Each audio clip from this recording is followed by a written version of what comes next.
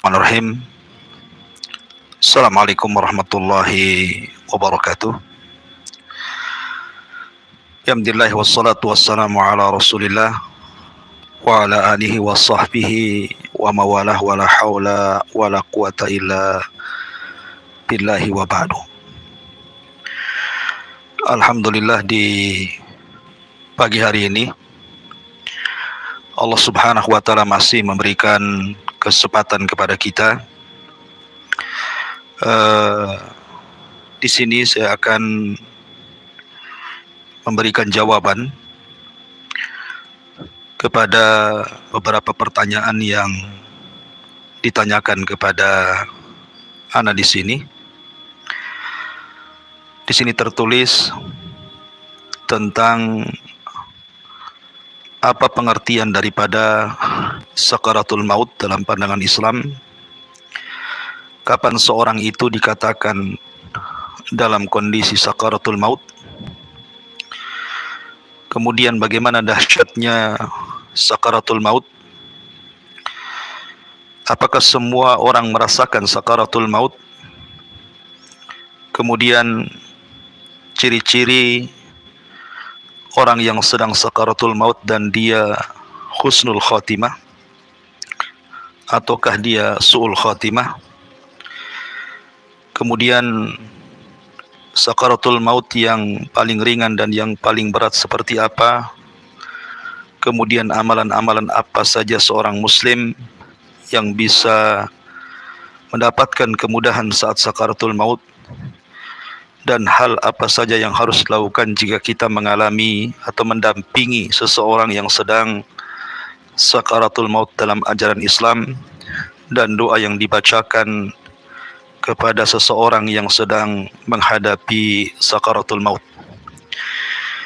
Inilah pertanyaan-pertanyaan yang mungkin nanti saya akan ringkas dalam satu jawaban, karena sebenarnya ini pembahasan yang sangat panjang, memerlukan waktu yang lama.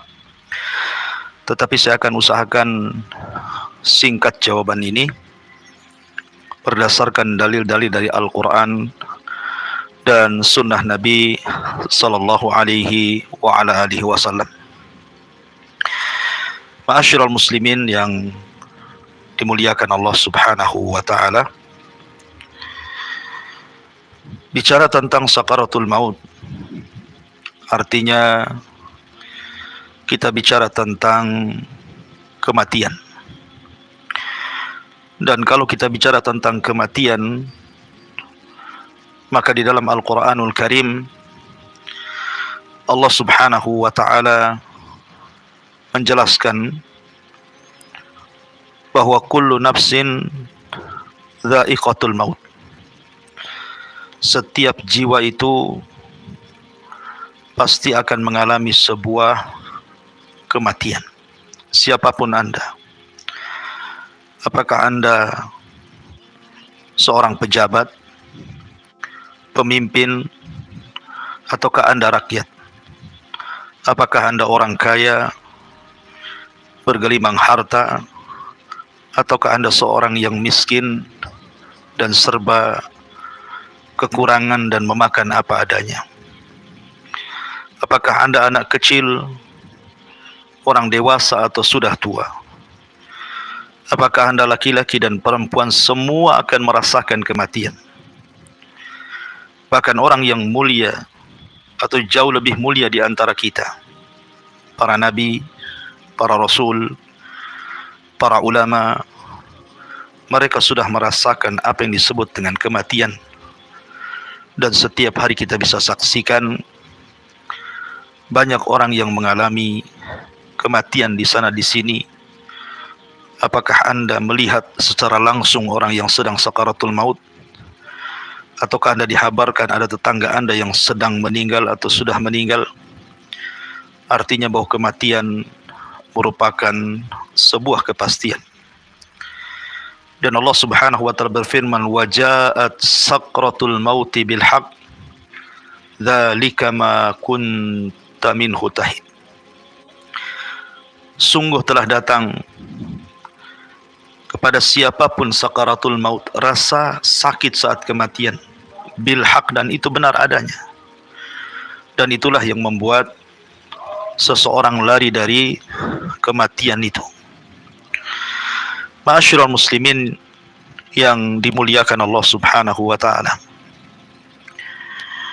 Kalau kita sudah tahu bahwa kematian sebuah kepastian dan datang kepada kita pun tanpa ada sebuah pemberitahuan, dan kematian bukan akhir dari sebuah perjalanan, maka selayaknya seorang muslim sudah harus persiapan. Dan Nabi SAW mengatakan, al-kayyis man dana nafsah wa amila lima ba'dal maut, bahwa orang yang cerdas adalah orang yang senantiasa introspeksi diri. Harusnya hari ini lebih baik daripada hari kemarin, bulan ini harus lebih baik daripada bulan kemarin, dan tahun ini harus jauh lebih baik dibandingkan tahun kemarin. Kemudian wa amila lima ba'dal maut, berusaha untuk mempersiapkan bekal untuk kematian kita. Makanya ketika Ali bin Abi Thalib radhiyallahu an ditanya tentang makna daripada takwa, maka beliau mengatakan takwa itu al-khawfu minal jalil. Seseorang takut kepada Allah Subhanahu wa taala. Wal amalu bitanzil. Seseorang berusaha untuk mengamalkan apapun yang diperintah Allah Subhanahu wa taala. Wal qanaa'atu bil qalil. Seseorang berusaha untuk qanaa'ah, merasa cukup dari pemberian Allah Subhanahu wa taala, kecil ataupun besar. Kemudian wal isti'dad liyaumir rahil, dan berusaha untuk mempersiapkan hari di mana kita akan kembali kepada Allah Subhanahu wa taala, mempertanggungjawabkan semua apa yang sudah kita lakukan di dunia. Ma'asyiral muslimin yang dimuliakan Allah Subhanahu wa taala. Kita tahu bahwa sakaratul maut akan berbeda. Apa yang akan dialami oleh seorang mukmin dan juga apa yang akan dialami orang-orang kafir, munafik ataupun fasik. Namun sebelumnya, bolehkah seseorang kemudian bercita-cita untuk meninggal?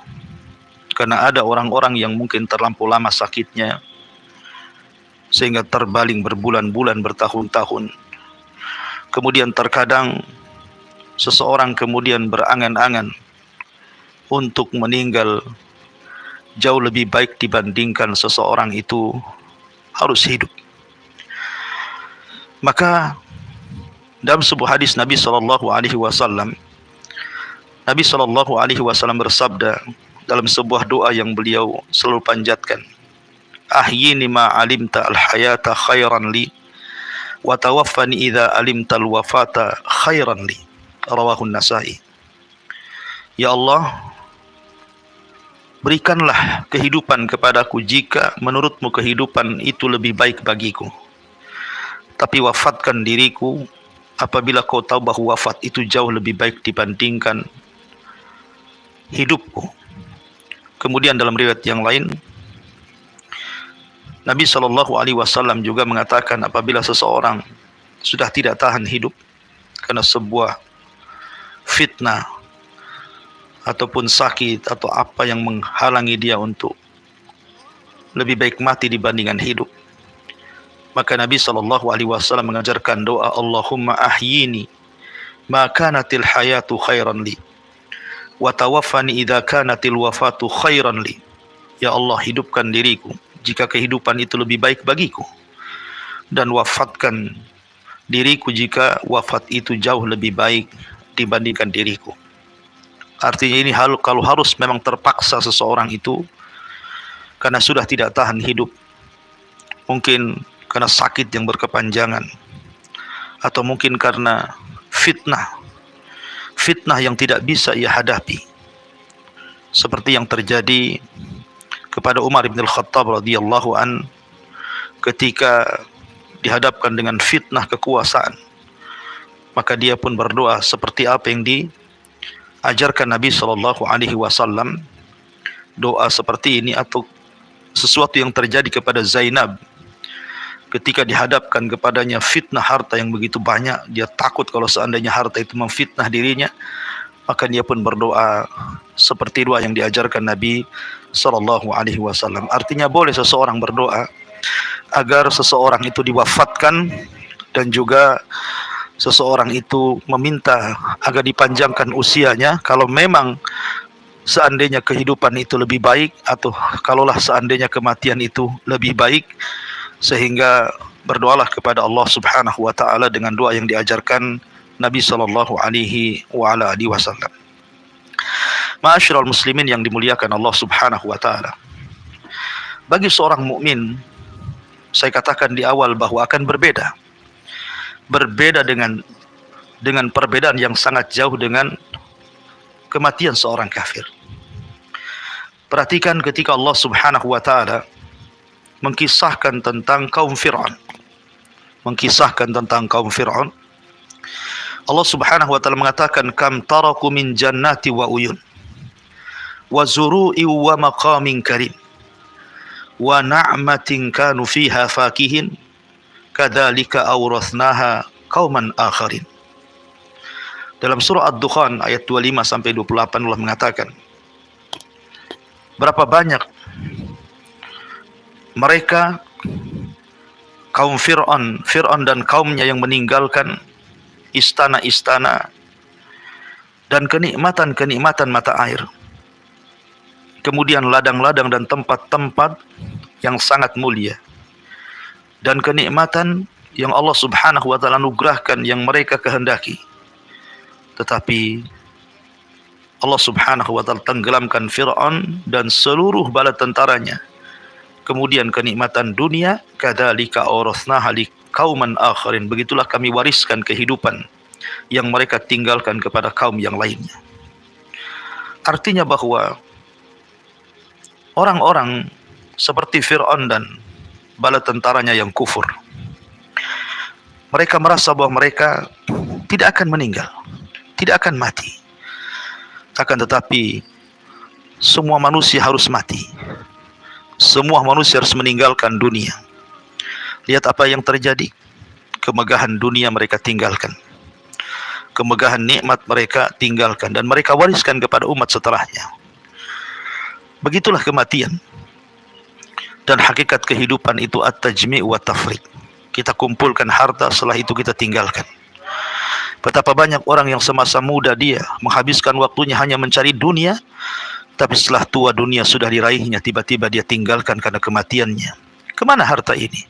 Harta ini justru diwariskan terkadang oleh orang-orang yang tidak bermanfaat sama sekali bagi pewarisnya. Na'udzubillah.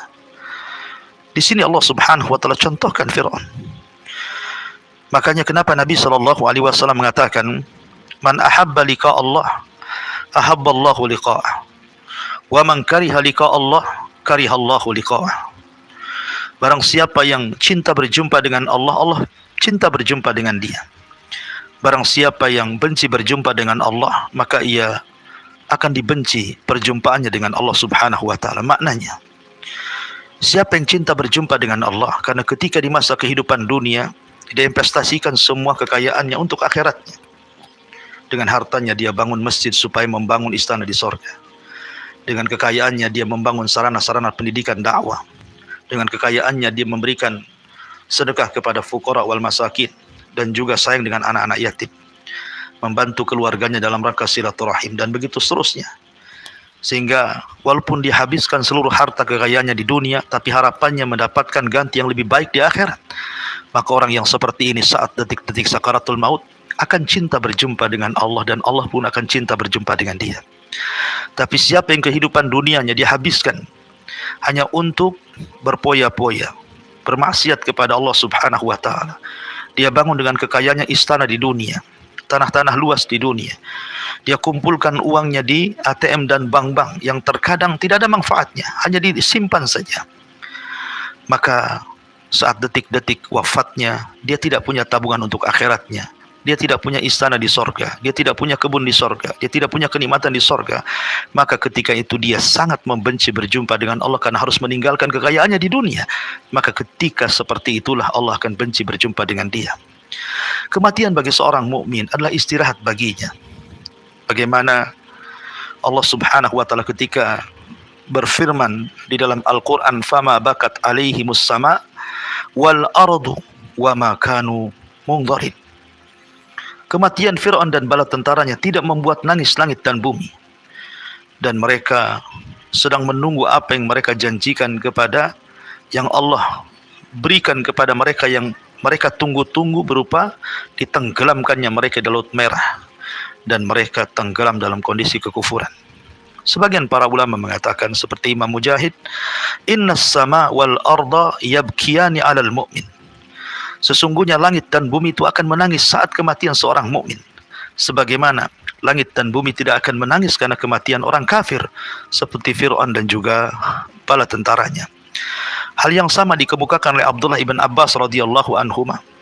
Sesungguhnya langit menangis, bumi menangis karena kematian seorang mukmin. Makanya Hasan Al-Basri rahimahullahu taala mengatakan, "Al-mautu rihanatul mu'min." Bahwa kematian itu merupakan istirahat bagi seorang mukmin. Dan Al-Imam Malik Ibn Maghul telah mengatakan, "Balaghani anna awwala sururin yadkhulu 'alal mu'min al-mautu lima yara min karamatillahi wa thawabihi." Kata Malik Ibn Maghul, dia mengatakan rahimahullahu ta'ala, telah sampai kepadaku bahwa awal kebahagiaan yang masuk kepada seseorang yang beriman kepada Allah adalah kematiannya. Karena dia melihat karamah Allah, kemuliaan Allah akan diberikan kepadanya, dan pahala Allah Subhanahu wa taala juga akan diberikan kepadanya. Makanya Sufyan Ats-Tsauri rahimahullahu taala mengatakan, "Al-mautu rahatul 'abidin," bahwa kematian itu istirahat bagi orang-orang yang ahli beribadah kepada Allah Subhanahu wa taala. Dari sini Imam Bukhari dan Muslim meriwayatkan dari Abi Qatadah Ibn Rib'i Al-Ansari radhiyallahu an, ketika dia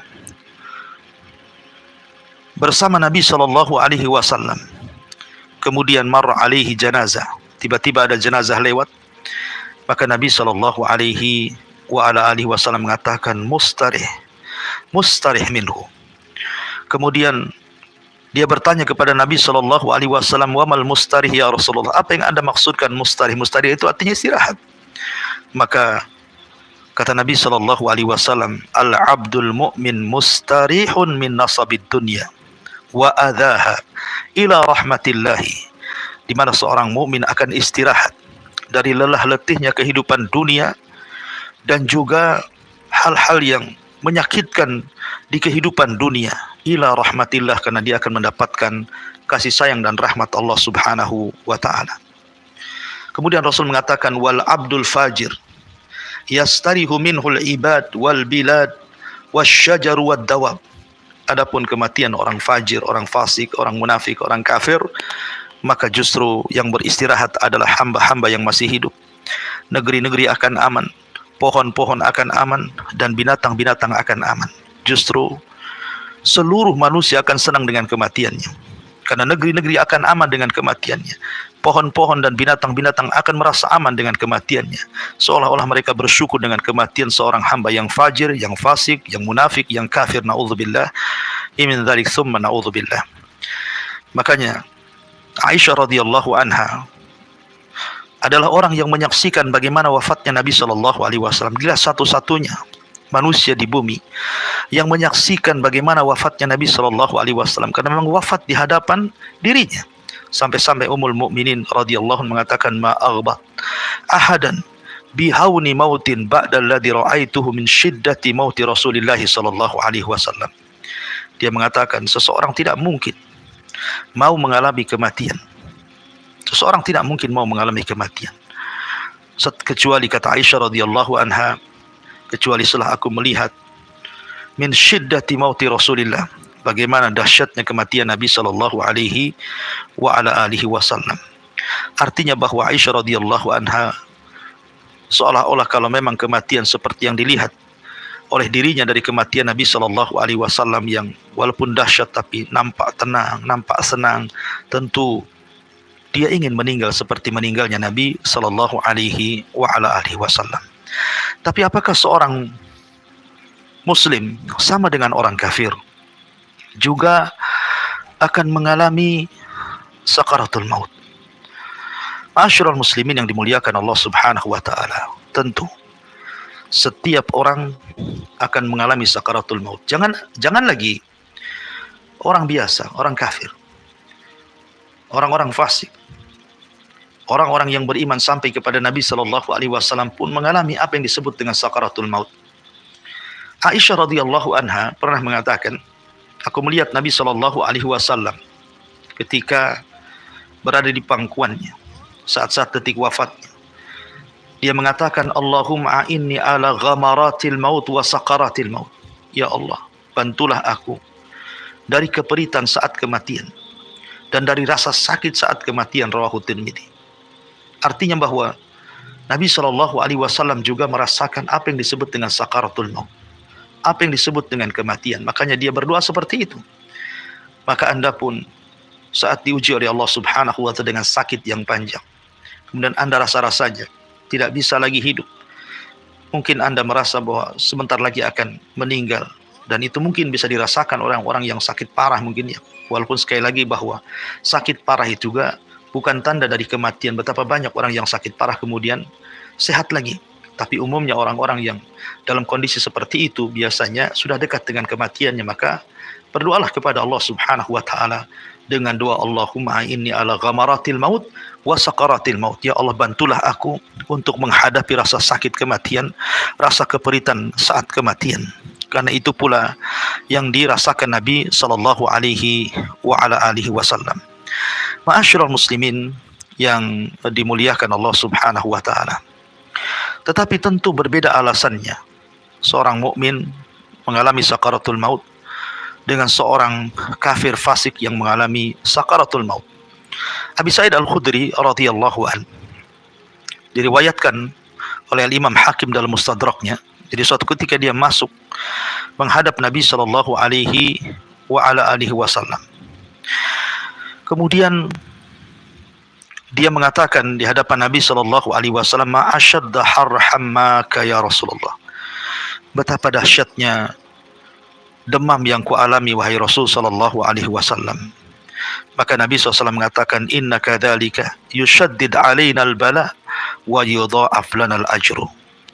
Dia mengatakan, sesungguhnya demikianlah bala ujian sangat berat kepada kami para nabi, tetapi itu semua agar Allah Subhanahu wa taala melipat gandakan pahala untukku. Maknanya bahwa seorang mukmin apabila mengalami rasa sakit saat kematian, ketahuilah rasa sakit itu akhir dari penderitaan dan boleh juga akhir daripada pengguguran dosa yang pernah dia lakukan selama kehidupannya. Tetapi sakitnya orang-orang kafir boleh jadi itu sebuah awal pertanda bahwa itulah mukaddimah azab yang Allah Subhanahu wa taala berikan sebelum kematiannya, naudzubillah. Sebelum di sana ada azab kubur, sebelum di sana ada azabul akbar, neraka jahanam, naudzubillah min dzalik. Ma'asyiral muslimin yang dimuliakan Allah Subhanahu wa taala. Allah Subhanahu wa taala berfirman di dalam Al-Qur'anul Karim, "Kalla idza balagatit taraq wa qila man raq wa dhanna annahu al-firaq wal tafatis saqu bis-saq ila rabbika yauma idinil masaq." Sekali-kali jangan apabila nafas seseorang telah mendesak sampai ke tenggorokan dan dikatakan kepadanya, siapa yang bisa menyembuhkannya? Wakila man raq, siapa yang akan bisa menyembuhkan orang yang nyawanya sudah di kerongkongan? Tidak ada. Karena kematian itu idza jaa ajaluhu la yastakhiruna sa'ata wa la yastaqdimun. Apabila datang waktunya tidak mungkin mundur, tidak mungkin maju, pas waktunya. Karena bagaimanapun al-hadaru la yamna'ul qadar. Anda menghindar dari kematian tidak mencegah takdir kematian. Kematian itu pasti akan mengejar kita. Aina ma takunu yudrikumul maut walau kuntum fi burujin musayyadah. Dimanapun Anda berada, kematian itu akan mengejar kalian walaupun kalian di balik benteng yang sangat kokoh sekalipun. Tetap kematian itu akan datang dan sampai kepada kita. Karena kematian itu tidak bisa ditolak. Al-hadaru la yamna'ul qadar. Menghindar dari kematian itu tidak mencegah takdir kematian. Oleh karena itulah apabila sampai nyawa di tenggorokan, tidak ada yang bisa mengembalikan nyawa itu ke dalam badannya. Karena bagaimanapun kematian itu sebuah takdir yang sudah digariskan oleh Allah Subhanahu wa taala. Tapi seorang mukmin tentunya ingin mendapatkan kematian yang husnul khatimah. Tidak mau mereka meninggal di atas su'ul khatimah. Lalu kapan seseorang dikatakan sedang sakaratul maut? Tentu kalau kita melihat kepada dunia medis tentunya ya.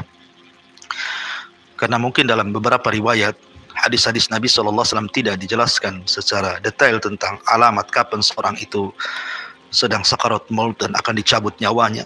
Ada yang mengatakan ini dalam menurut penelitian medis saja ya, bahwa orang yang sedang sakaratul maut ketika nafas semakin berat. Ketika nafas semakin berat. Ya, itu pun diisyaratkan, diungkapkan dalam surah Al-Qiyamah. Bisa Anda lihat pada surat Al-Qiyamah ayat 26 sampai 30 gitu ya.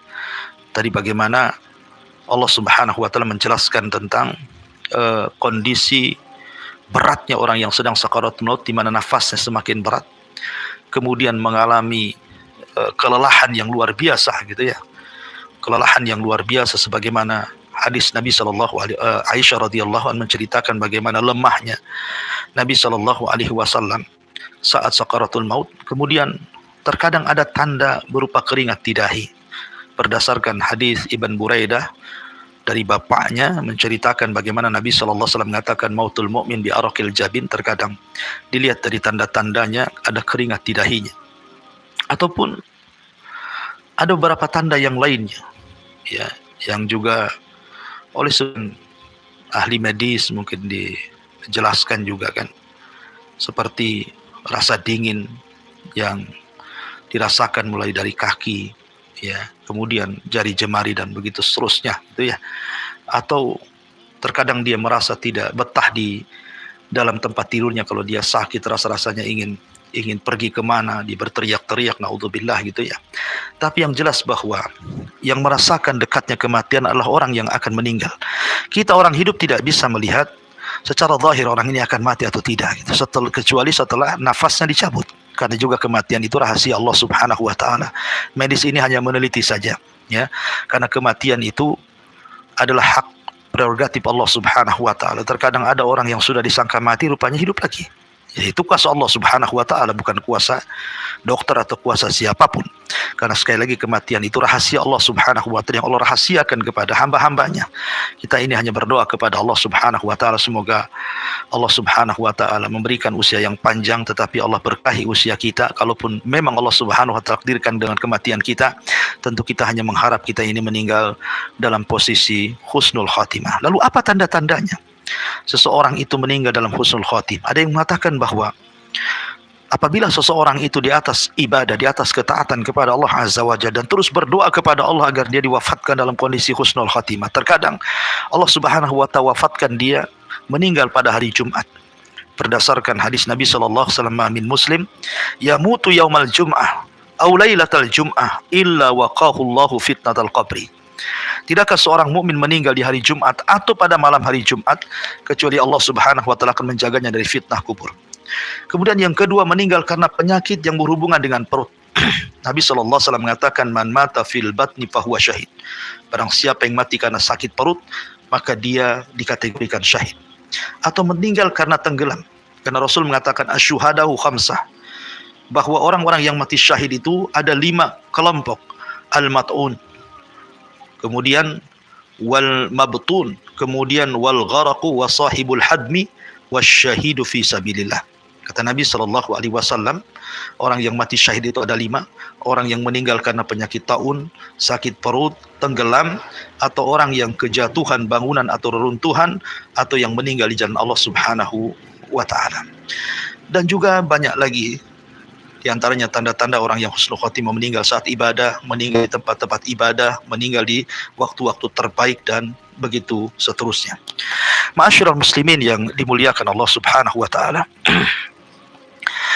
Lalu apa yang harus kita lakukan apabila menghadapi orang yang sedang sakaratul maut, minimalnya untuk meringankan orang yang sedang sakaratul maut itu? Yang pertama, talkinlah dia dengan kalimat la ilaha illallah. Talkinkan dia dengan kalimat la ilaha illallah. Dan tidak ada kalimat yang mudah diucapkan orang sedang sakaratul maut melebihi la ilaha illallah. La ilaha illallah. Tidak akan bisa kalimat yang susah diucapkan, tapi kalimat ini bisa diucapkan. Aneh. bin ajaib. Ya, karena ini wahyu dari Allah Subhanahu wa taala, laqinu mautakum bila ilaha illallah. Ejahkan orang yang sedang mati kalian dengan la ilaha illallah. Ejahkan, ya. Karena hanya kalimat ini yang bisa diucapkan orang yang sedang sakaratul maut. Karena la ilaha illallah semua menggunakan huruf jaufi, huruf dalam, sehingga mudah diucapkan orang-orang yang sedang sakaratul maut. Dan Rasul mengatakan, man kana akhiru kalamihi la ilaha illallah dakhalal jannah. Barang siapa yang akhir ucapannya la ilaha illallah, maka dipastikan dia masuk surga. Karena la ilaha illallah adalah miftahul jannah, kuncinya surga. Maka talkinkan dengan kalimat la ilaha illallah. Yang kedua, bacakan surah Yasin saat detik sakaratul maut. Tentu bagi sebagian ulama yang mensahihkan tentang hadis-hadis yang membacakan surah Yasin, tapi yang melemahkan tidak perlu. Nabi SAW mengatakan, iqra'u Yasin ala mautikum. Bacakan Yasin kepada orang yang sedang sakaratul maut di antara kalian. Kata ulama fikih, sebab seseorang membacakan surah Yasin saat kematian, saat detik-detik sakaratul maut adalah mampu meringankan kematiannya, dan mampu meringankan ruhnya dicabut. Kenapa diantaranya? Karena surah Yasin terkandung padanya isi tauhid. Dijelaskan dalam surah Yasin itu bagaimana tentang tauhid, kemudian al-ma'ad, bagaimana kehidupan setelah kematian, kemudian juga busyra bil jannah, bagaimana dalam surah Yasin itu juga ada terkandung memberikan kabar gembira dengan sorga. Dan juga bagi orang yang mati di atas tauhid, seperti Allah mengatakan, qila dkhulil jannah qala ya laita qaumi ya'lamun bima ghafara li rabbi wa ja'alani minal mukramin. Ketika Allah menceritakan dalam surah Yasin tentang kisah ashabu Yasin, ya, yang membela para nabinya, kemudian dia harus dirajam oleh kaumnya. Saat detik wafatnya dia dikatakan qila dkhulil jannah, masuklah ke dalam surga. Artinya bagi yang mensahihkan hadis ini, silakan baca saat sakaratul maut, ya, supaya mudah ruhnya itu keluar. Tapi bagi yang melemahkan hadis ini, ya cukup mentalkinkan dengan kalimat la ilaha illallah. Ma'asyiral muslimin yang dimuliakan Allah Subhanahu wa taala. Adapun bagi orang yang sakaratul maut sendiri, ya, sebelum dia memarah gitu kan, kalau dia masih bisa mengucapkan kalimat, masih bisa bicara, maka perbanyaklah doa yang diajarkan Nabi sallallahu alaihi wasallam. Allahumma inni ala ghamaratil maut wa sakaratil maut. Ya Allah, mudahkan aku untuk menghadapi keperitan saat sakaratul maut dan sakit yang dihadapi saat sakaratul maut. Dan teruslah jangan lupa basahi lisan kita dengan zikrullah, syukur-syukur membaca Al-Quran. Karena ada satu kisah seorang anak muda yang sangat cinta dengan Al-Quran. Oleh salah seorang syekh diceritakan ketika dia mentalkin orang yang anak muda yang sangat cinta dengan Al-Quran, maka kalimat yang diulang-ulang oleh orang ini adalah suratul Najm. Wan najmi idza hawa ma dhalla sahibukum wa ma baghawa wa ma yantiqu anil hawa in huwa illa wahyun yuha. Ketika sampai kepada ayat wa ma yantiqu anil hawa in huwa illa wahyun yuha, dia pun kemudian meninggal dunia. Artinya bahwa biasakan berzikir, biasakan membaca Quran bagi Anda yang sudah sakit parah, supaya Allah Subhanahu wa taala wafatkan dalam kondisi seperti itu. Walaupun ulama mengatakan bahwa kematian seseorang itu disesuaikan dengan kebiasaan hidupnya. Kalau hidupnya biasa bermaksiat, maka dia akan meninggal sesuai dengan kebiasaannya di atas maksiat. Kalau hidupnya dia senantiasa beribadah kepada Allah Azza wa Jalla, maka dia akan diwafatkan seperti itu, di atas ibadah kepada Allah Subhanahu wa taala. Ma'asyiral muslimin yang dimuliakan Allah Subhanahu wa taala. Ada gambaran dari sebuah hadis. Hadis ini dari Bara bin Azib radhiyallahu an. Di mana Bara bin Azib ini menceritakan bagaimana Nabi sallallahu alaihi wasallam ketika menguburkan jenazah sementara liang lahat belum digali, maka Nabi sallallahu alaihi wasallam ketika itu bercerita di hadapan para sahabatnya tentang ruhnya seorang mukmin dan ruhnya orang kafir. Kata Nabi sallallahu alaihi wasallam, ruhnya seorang mukmin apabila meninggal dunia, maka datanglah malaikat membawa kain kafan dari sorga, hanut minyak wangi dari sorga, kemudian ruh itu dibawa ke langit. Maka harumnya semerbak ke langit. Kemudian para malaikat bertanya di langit, ruhnya siapa ini? Ruhnya siapa ini? Maka orang ini, malaikat yang membawa ruh ini mengatakan, Fulan bin Fulan, Fulan bin Fulan, mengambil nama terbaik bagi orang yang meninggal ini. Kemudian pintu langit pertama dibuka, kedua, ketiga, sampai ketujuh. Akhirnya ruhnya dihadapkan kepada Allah Subhanahu wa taala. Dan Allah Subhanahu wa taala katakan, letakkan kembali ruhnya di dalam jasadnya, tetapi amalannya angkat ke Illiyin, di tempat yang paling tinggi di surga. Akhirnya ruh ini dikembalikan kepada jasadnya. Kemudian ketika sampai di jasadnya, maka datanglah dua malaikat Munkar dan Nakir bertanya siapa Rabbnya, siapa nabinya, apa agamanya. Tapi karena dia seorang yang beriman, Allah katakan yusabbitullahu alladhina amanu bil qauli tsabit fil hayati dunya wal akhirah. Orang-orang yang beriman mantap jawabannya sehingga dia akan bisa menjawab semua pertanyaan Munkar dan Nakir yang disebut dengan fitnah kubur. Apabila sudah dijawab dengan benar, maka Allah Subhanahu wa taala akan mengatakan an sadaqa abdi, hambaku telah benar. Bentangkan pintu dari sorga, hantarkan makanan, pakaian dari sorga. Kemudian tiba-tiba datang orang yang tampan, yang baik, mengajak bicara sampai tak sadar kemudian kiamat sudah hampir dibangkitkan. Maka dia pun mengatakan, siapa kamu? Baik sekali kau menemani diriku. Siapa kamu sebenarnya? Maka dia mengatakan, ana amaluka saleh, saya amalmu yang saleh. Tapi kalau orang kafir sebaliknya, menakutkan luar biasa. Ya, tetapi saat detik-detik sakaratul maut, seorang mukmin akan dicabut pelan-pelan ruhnya. Dimulai daripada ujung jari kaki, jari tangan, sampai kemudian di tenggorokan. Dan ruh itu seperti tetesan air terakhir yang keluar dari mulut teko, di mana tenang begitu, kemudian dicabut dengan dihabarkan di telinganya, alla takhafu wa la tahzanu wa abshiru bil jannati allati kuntum tu'adun. Dan malaikat maut mengatakan, ya ayyatuhan nafsul mutmainnah irji'i ila rabbiki radiyatan mardiyah fadkhuli fi ibadi wadkhuli jannati. Maka malaikat yang membisikkan di telinganya mengatakan, jangan takut, jangan sedih, sorga sudah menantimu. Dan malaikat maut mengatakan, wahai jiwa yang baik, jiwa yang tenang, keluar kepada keridhaan Allah Subhanahu wa taala. Maka jiwa itu akan tenang keluar. Kemudian setelah di tangan malaikat maut diserahkan kepada Rasulul Maut, kemudian dikasih kain kafan, minyak wangi, kemudian diterbangkan ke langit. Itulah indahnya ruhnya seorang mukmin. Tapi ruhnya orang kafir, naudzubillah. Tsumma na'udzubillah.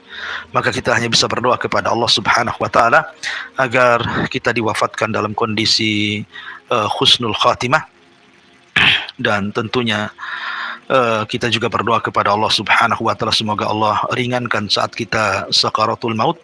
Dan ini jawaban dari pertanyaan, wallahu a'lam, mudah-mudahan terwakili semua pertanyaannya. Ya, sekali lagi jazakallahu khairan sudah memberikan pertanyaan seputar kematian. Mudah-mudahan jawaban ini walaupun tidak memuaskan akan tetapi sudah bisa menjawab beberapa pertanyaan. Kalau yang kurang nanti bisa ditambah atau ditanyakan kembali. Dengan kesempatan saya akan jawab. Mudah-mudahan Allah mudahkan saya memberikan jawaban. Dan kebenaran hanya datang dari Allah Subhanahu wa taala. Adapun kesalahan datang dari diri saya dan dari syaitan, saya meminta ampun kepada Allah Subhanahu wa taala. Ini yang bisa saya sampaikan. Subhanakallah bihamdika, asyhadu an la ilaha illa anta astaghfiruka wa atubu ilaik. Allah taala. Assalamualaikum warahmatullahi wabarakatuh.